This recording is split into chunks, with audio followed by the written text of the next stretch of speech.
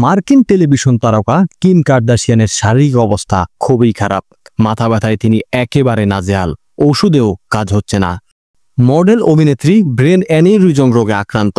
অনুরাগীদের নিজেই জানিয়েছেন সেই কথা। সম্প্রতি ধরা পড়েছে তার এই রোগ। অ্যানিউরিজম এমন একটি স্বাস্থ্য সমস্যা যা অজান্তেই শরীরে জন্ম নিতে পারে এবং কখনো কখনো আজীবন থেকে যায়। এটি রোগীর জন্য অত্যন্ত বিপজ্জনক হতে পারে এবং উপসর্গ প্রকট হলে জীবন রক্ষা করা কঠিন হয়ে ওঠে। শোয়ের সপ্তম মৌসুমে প্রথম পর্ব ফিলস লাইক দ্য ওল্ড এজে দেখা গেছে তাকে ৪৫ বছর বয়সী কিম মস্তিষ্কের স্ক্যান করাচ্ছেন। স্ক্যানের ছবি মনিটরে দেখতে দেখতে তিনি জানান একটা ছোট অ্যানিউরিজম আছে। এ সময় তার বোন কোর্টনি কার্দাশিয়ান বার্কার এ বিষয়ে বিস্ময় ভরা প্রতিক্রিয়া জানান।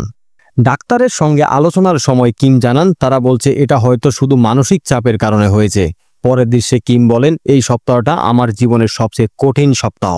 তবে তার বর্তমান শারীরিক অবস্থা বা অন্যান্য উপসর্গ সম্পর্কে বিস্তারিত তথ্য এখনও প্রকাশিত হয়নি। কিমের প্রতিনিধি দলও গণমাধ্যমে কোনো মন্তব্য করেননি। কিম কার্দাশিয়ান প্রথম আলোচনায় আসেন জনপ্রিয় reality show the keeping of the কার্দাশিয়ানের মাধ্যমে। এরপর তিনি ফ্যাশন ও সৌন্দর্য পণ্য তৈরি করে প্রতিষ্ঠা করেন নিজস্ব ব্র্যান্ড। বর্তমানে তিনি মার্কিন বিনোদন জগতের অন্যতম প্রভাবশালী ব্যক্তিত্ব ও কোটিপতি উদ্যোক্তা।